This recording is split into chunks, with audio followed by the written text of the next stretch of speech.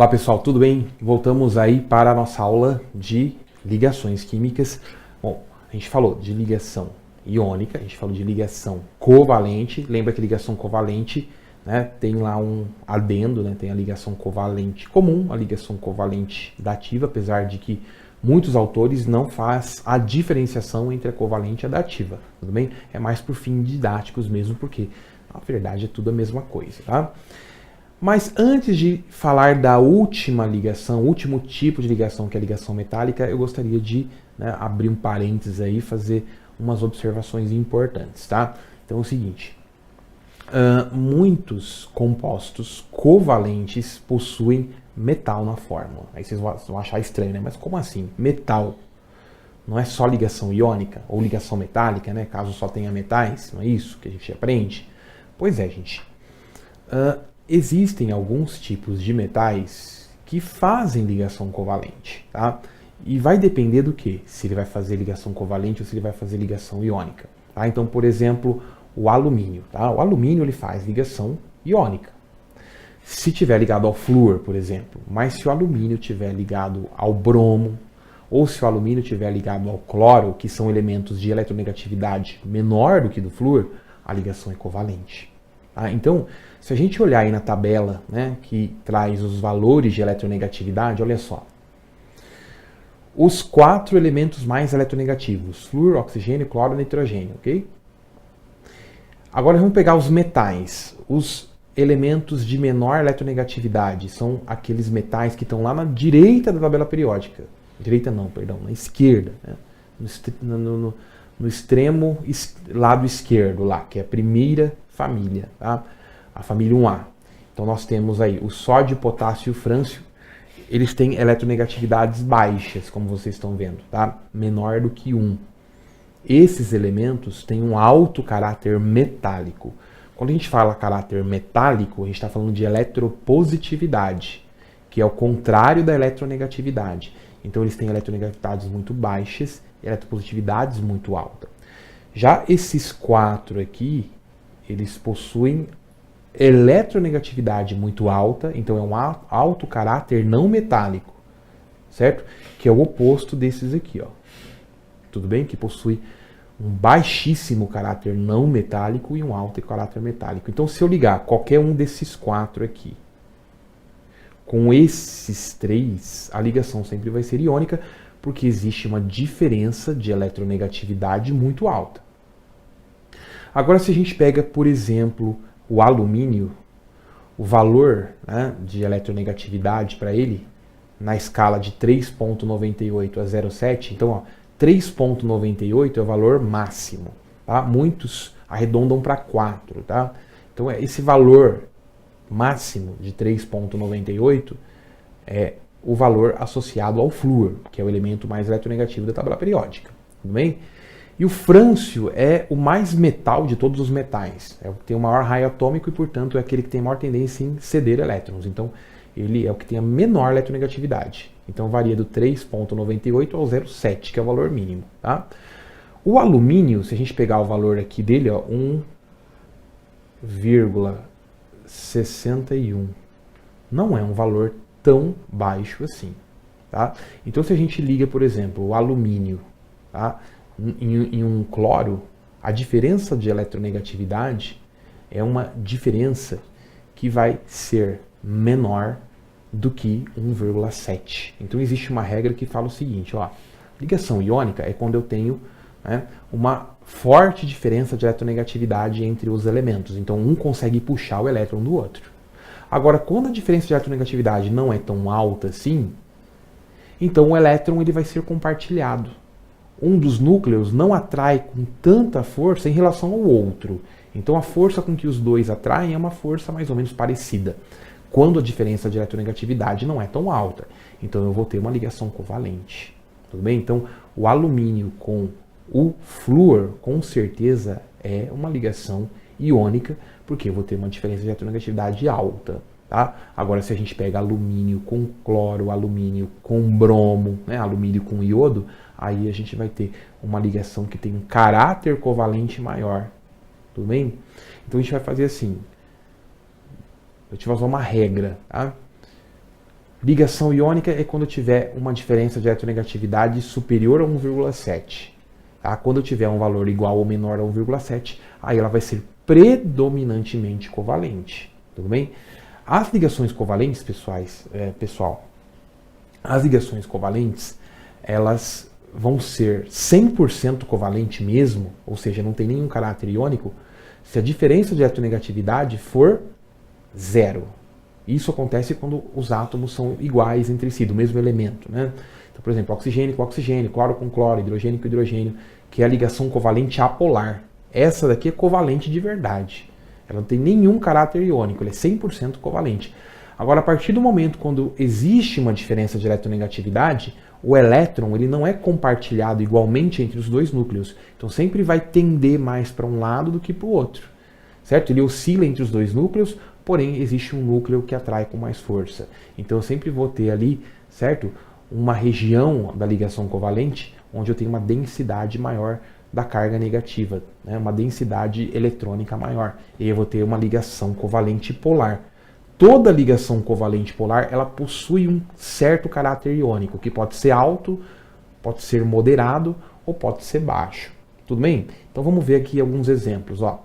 A ligação do flúor no sódio é ligação de um átomo extremamente eletronegativo, que é o flúor, com um átomo extremamente eletropositivo, que é o metal alcalino, que é o sódio. Então, com certeza, ligação iônica. Tanto que a diferença, olha só, ela passou de longe de 1,7. Tá? Então, essa ligação ela é uma ligação iônica, com certeza. Tudo bem? Da mesma forma, o sódio com cloro, tá, vai dar uma diferença bem razoável. Então a ligação também é iônica. Alumínio com flúor, lembra que eu tinha comentado? Se a gente pegar aqueles valores que eu passei na tabela e fizer a diferença, essa diferença dá 2,37. Tá? Inclusive ela é mais iônica do que o NaCl, a ligação entre o sódio e o cloro, tá? Porque tem uma diferença de eletronegatividade maior. Tá? Então ela é mais iônica quanto mais, né, quanto maior for a diferença de eletronegatividade. Se a diferença de eletronegatividade for baixa, então ela já não vai ser iônica, ela vai ser covalente. Olha só, a ligação HF, pela regra, ela deveria ser iônica, mas essa não é. A gente pode entender isso como uma exceção, tá?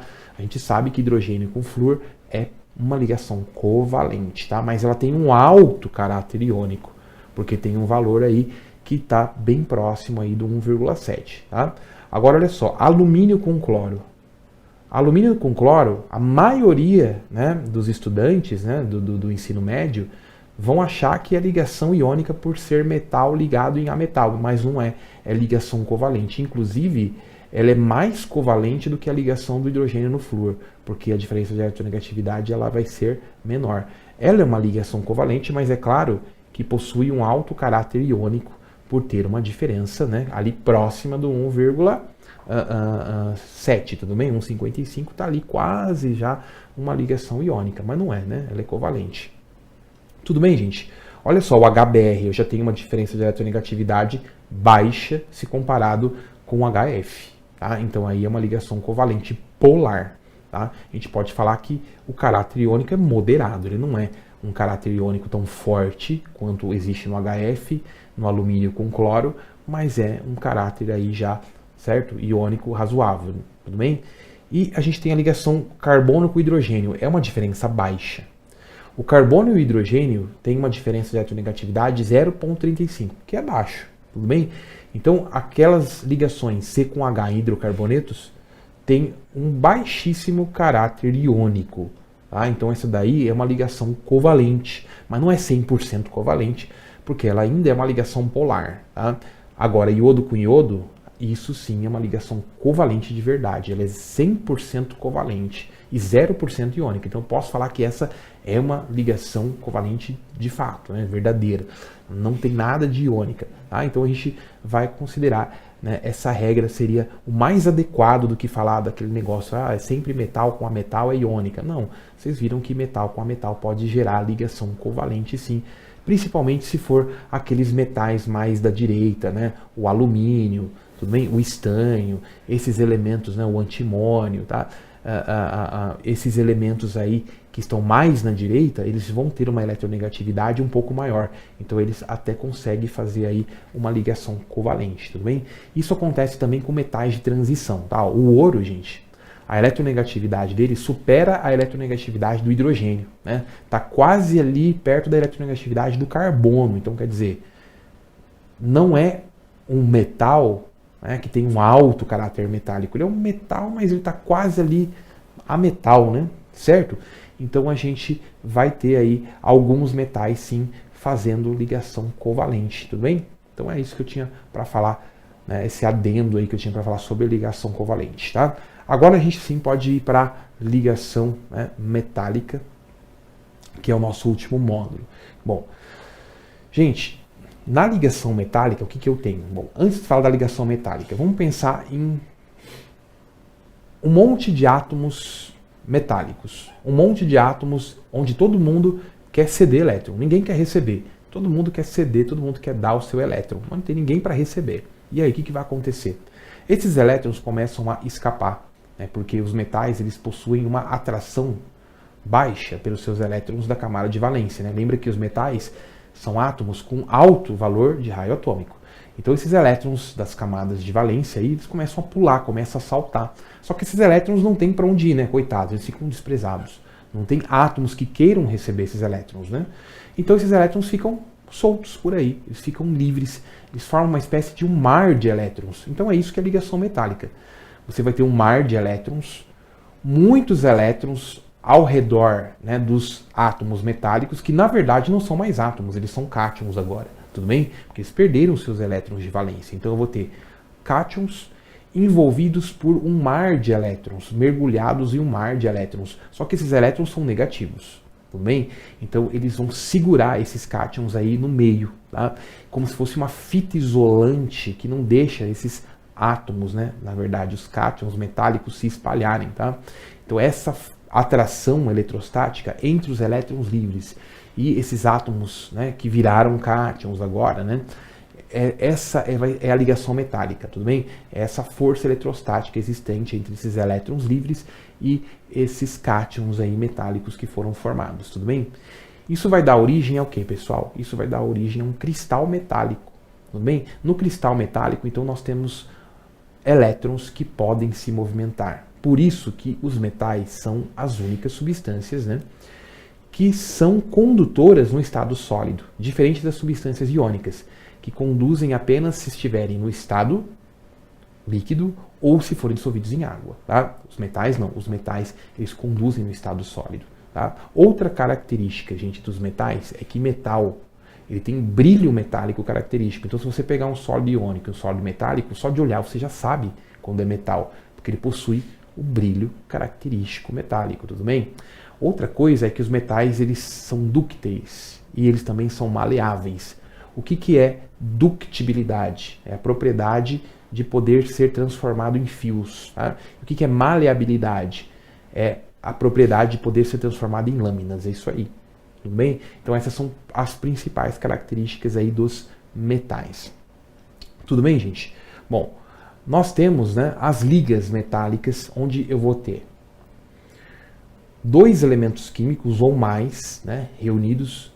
Pelo menos um tem que ser metal e o metal tem que ser o componente majoritário, tá? Então isso é uma liga metálica. Então, por exemplo, aí, ó, o latão, ele é uma mistura, tá, do elemento cobre com o elemento zinco, tudo bem? E aí aparece para vocês aí as características e as aplicações para cada um. Ó. O bronze é cobre com estanho misturado, né? O aço é ferro com um pouquinho de carbono, tudo bem? O carbono é colocado justamente para que, né, não haja corrosão, né, como ferro puro seria corroído com maior rapidez, né? Então a gente adiciona um pouco de carbono aí, certo? Uma porcentagem pequena aí para que ele se torne aço. Então a gente tem o aço inoxidável, tudo bem, que usa crômio ao invés, né, usa carbono também, né? Mas aí põe um pouquinho de crômio e aí a gente vai ter também uma resistência melhor até à corrosão, tá? A gente tem vários outros tipos, né, de aço, aço níquel, aço tungstênio. O tungstênio ele é um metal muito denso, então ele vai conferir uma dureza maior.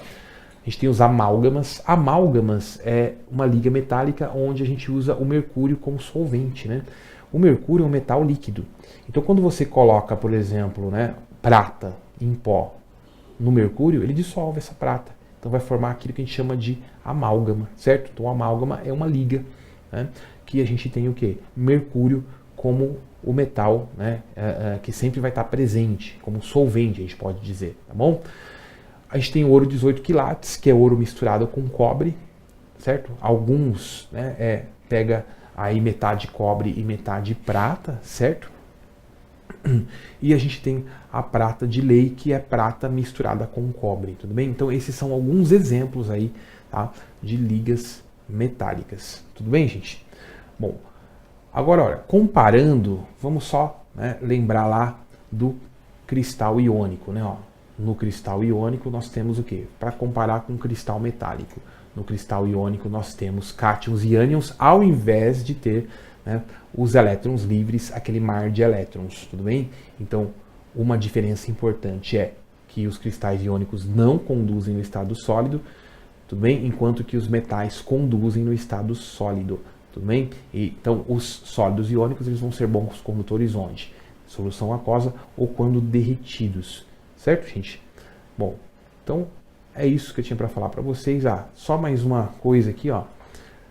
A gente ainda não falou das ligações intermoleculares, né? Então, dá 2 módulos para frente, isso daí. Mas eu vou adiantar para vocês. Por exemplo, se a gente tiver substância metálica, substância iônica e substância molecular, como a gente vai fazer para diferenciar? Então, a gente pode fazer teste de condutividade. Então, se a gente pega a substância metálica, a gente sabe que ela é a única que conduz no estado sólido. Tá? Então, no estado sólido, só a substância metálica que vai conduzir. Tá? Se ela conduz no estado sólido, é claro que no estado líquido ela também vai conduzir, certo?